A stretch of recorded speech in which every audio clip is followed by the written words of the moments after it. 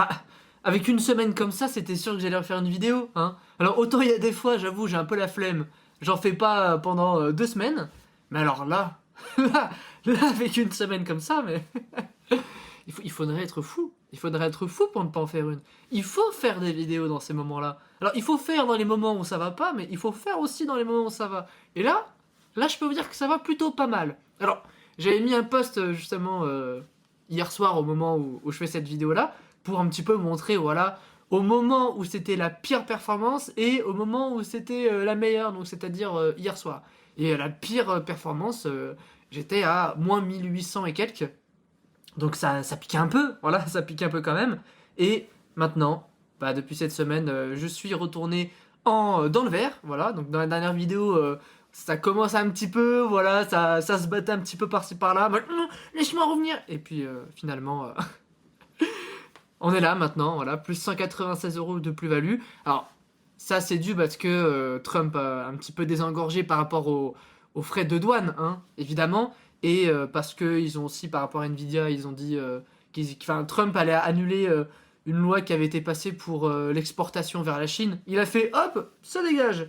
Donc déjà que les frais de douane, ça avait baissé pas mal des valeurs américaines. Donc là, c'est pas mal remonté. Le Nasdaq, bah là, le Nasdaq, à ceux qui sont investis en Nasdaq et ceux qui ont investi sur le Nasdaq pendant cette période-là, bah ils sont heureux là. Hein.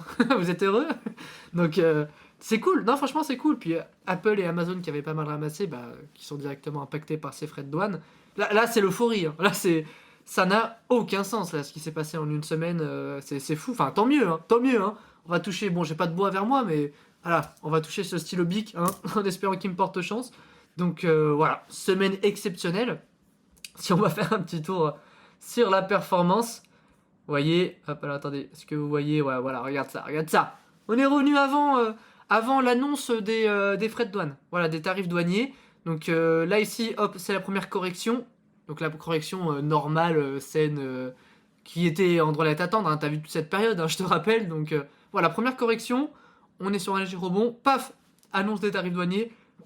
Cassage de figure en bonne et due forme. Et puis après, hop, on est remonté. Donc, normalement, a priori, enfin, évidemment, tout est possible, hein, la bourse, mais si Trump, il se calme, il se calme, et que les impacts qui vont être ressentis par ce qui s'est passé durant cette période, parce que ça va arriver progressivement, ça va forcément avoir un impact au niveau de l'économie, notamment américaine, ça va se faire ressentir dans les semaines ou mois à venir. Donc à voir. Hein, ça veut pas dire que là, ça y est, on va remonter se faire des ATH, j'en ai aucune idée, mais voilà. Au moins, a priori, voilà, les frais de douane et tout, il a compris, il s'est calmé, il a fait ok, bon, c'est vrai que c'est pas le truc le plus, hein, bon, hein.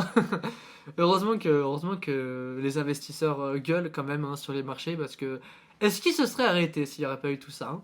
Parce que il faut savoir quand même que les retraites aux États-Unis c'est la bourse hein. C'est la bourse. Et là pendant cette crise-là, bah il y a beaucoup de personnes qui ont perdu beaucoup d'argent. Donc forcément ça commence à gueuler parce que Trump il représente un peu il est le représentant du peuple. Hein, vous voyez, c'est un petit peu ça son image de marque, vous voyez. Donc voilà, à voir, est-ce que c'est ça qui l'a calmé ou pas, je ne sais pas, mais en tout cas c'est beau, voilà, de revoir ça parce que, alors j'ai pas investi ici moi personnellement, hein. J'ai investi plus par là, donc j'ai pas fait plus 20% de performance, mais quand même, voilà, je suis resté assez, je dirais pas prudent. Ah ouais, là je les vois plus maintenant, moi je veux voir ceux d'avant, moi. Attends, je peux pas voir ceux d'avant. Bon, tant pis, mais voilà, ça c'est le dernier que j'ai passé, donc il était à 5,11 et le mois d'avant j'en avais passé à 5,20.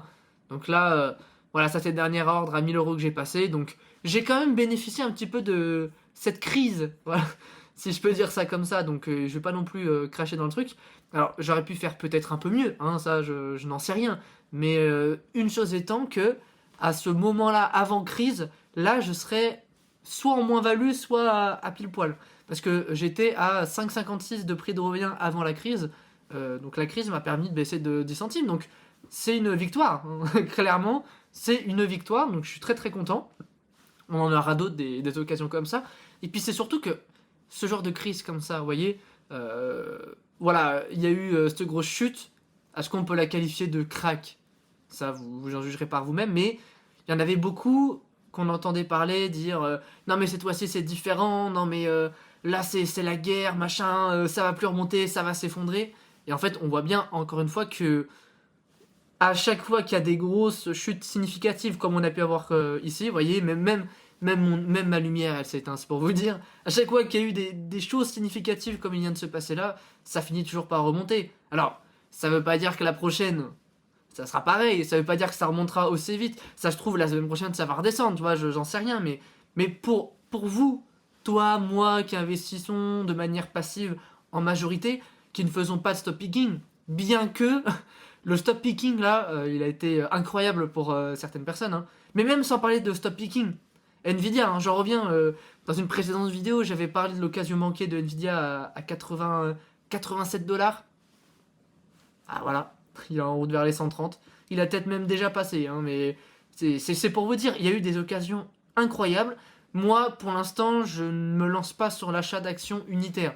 Peut-être à partir de septembre 2025, je commencerai, mais pour l'instant, je préfère me concentrer uniquement sur l'investissement passif via l'ETF, histoire d'avoir un petit capital de départ, et on va dire que l'achat d'actions, ce sera un petit peu le portefeuille, on s'amuse quoi, tu vois ce que je veux dire. Donc voilà, pour l'instant, je préfère privilégier ça, mais il y a eu clairement de très très bonnes opportunités. Et même au niveau des ETF, hein, le Nasdaq, la remontée folle du Nasdaq, allez voir la performance du Nasdaq dans le dernier mois, c'est fou, presque 30% je crois, quasiment, quoi, voilà, au plus bas. Et puis bah, le S&P 500, bah, pareil, on a remonté de quasi 20%. Et le TF monte pareil, 19%, quelque chose comme ça. Donc c'est totalement fou. Clairement, c'est des performances qu'on voit pas souvent sur des ETF. Donc effectivement, bah, lâcher un petit billet à ce moment-là, même si tu l'as pas fait tout au bas du bottom, bah, si tu grattes 3, 4, 5, 6% gratuit, bah, c'est 3, 4, 5, 6% gratuit. Voilà. Et moi, c'est ce qui m'a permis de revenir sur le vert, parce que sinon, à ce moment-là, bah, j'aurais pas de nouveau 200 € de plus-value. Voilà. Allez voir mes anciennes vidéos avant l'élection de Trump. Voilà. Il me semble que non, à l'élection de Trump, c'est là où j'ai eu mes premiers. J'étais monté à 200 €. Allez voir, hein. Toutes les vidéos sont disponibles sur la chaîne. Le but de cette chaîne, c'est de documenter tout ça. Je m'amuse pas à vous montrer mon portefeuille comme ça, en mode regardez, j'ai presque 14 000 € d'investi. Non, le but, c'est de suivre la progression du PEA, de l'investissement, de voir les périodes où ça va pas bien, les périodes où ça va bien, pour, dans un sens, vous rassurer, parce que moi, avant que j'investisse, je regardais beaucoup de vidéos de personnes comme ça qui le partagent. Sauf que quelque chose que j'ai pas mal remarqué sur YouTube, hein, c'est que t'as plein de personnes qui te disent oui, alors il faut investir là-dessus, ou alors qui disent oui, investissez sur ce TF là et faites-le, mais ils te montrent pas leur portefeuille. Il y en a très peu qui montrent véritablement leur portefeuille comme ils le font, comme moi je le fais. Donc c'est pour ça que je trouve que c'est quand même bien plus intéressant pour vous de vous mettre, enfin de suivre ma place de mecs jeunes de 21 ans qui investissent sur un ETF de manière ultra maximale, quoi, si tu veux. Et je vous dis pas, je vous vends pas de la magie noire, quoi. Je vous montre. Et je vous montre, vous voyez. Il y a eu la grosse chute, voilà, ça a baissé de X%. Je vous ai même montré sur le post que j'ai posté hier qu'au maximum, au plus haut, j'ai fait moins 1900 € de moins-value, ce qui est une grande première pour moi aussi, hein, faut pas l'oublier. Donc voilà, mais malgré tout, on reste attaché à ses convictions, voilà, on reste droit dans ses bottes, et si on a possibilité, on investit un peu. J'ai renfloué un petit peu, raisonnablement, évidemment, j'aurais pu mettre 2-3 000 € en me disant ouais, je suis sûr que ça remonte, mais attention, il faut quand même rester alerte, hein. T'en sais rien, ça aurait continué de baisser ou remonter, donc voilà, il faut rester un minimum stable, j'ai envie de dire, et il vaut mieux avoir une performance de remontée moindre que de tenter le diable et de se dire je mets 3000 €, je mets tout ce que j'ai parce que ça va remonter. Non, ça c'est le pire truc à faire justement. Si ça marche tant mieux, mais par contre ça marche pas, tu te dis ah merde, pourquoi j'ai pas tout mis. Et puis voilà. De toute façon, il faut pas mettre tous ses œufs dans le même plat tout de suite, hein. Il faut en profiter de ces périodes-là, mais il faut quand même laisser le truc se faire. Donc, est-ce qu'on est sorti de la crise? Ça, pour l'instant, on est plus sur le oui que le non. J'aurais pas la prétention de vous dire que j'en sais plus que toi, hein, parce que moi je suis comme toi, je suis le con là qui investit sur son ETF monde et qui se laisse les choses se faire, mais en tout cas voilà, une belle remontée significative qui est encourageante, et voilà, et je le répète encore, que là c'est cool, on voit de la plus-value, mais en soi, n'oubliez pas que nous qui investissons à long terme, on a tout intérêt à chaque fois investir quand c'est moins cher. Alors il faut quand même que ça monte un peu évidemment, mais si vous avez une horizon d'investissement de 10, 15, 20 ans, 25 ans, 30 ans, que ça remonte de 17% et que tu sois dans le vert de 200 euros, en fait tu t'en fiches. Mais voilà, il faut quand même savoir profiter de ces moments-là où voilà, c'est l'euphorie sur les marchés, les gens ils sont heureux, tout le monde heureux aime de nouveau Trump. Mais bon, après voilà, encore une fois, on n'est pas sorti de cette affaire de douane, hein, parce que pour l'instant c'est juste une trêve de 90 jours, hein, faut pas l'oublier. Et puis il y a tout de même des frais qui sont toujours appliqués, hein. On n'est pas revenu à comme avant où non. Donc il y aura forcément de sûr un impact sur les marchés et sur la consommation, sur j'ai oublié le terme, le pouvoir d'achat.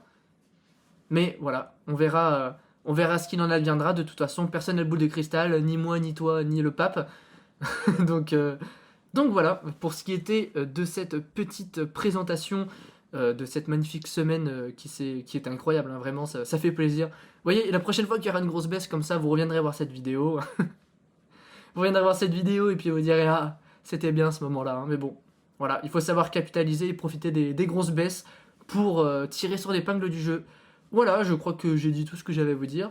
N'hésitez pas évidemment à créer votre compte Boursobank pour pouvoir investir via le PEA ou le compte titre de Boursobank. Voilà, vous avez mon lien de parrainage dans la description. Ça me permet de me soutenir gratuitement et tout le monde a un bonus. T'as un bonus, j'ai un bonus, le papy a un bonus aussi.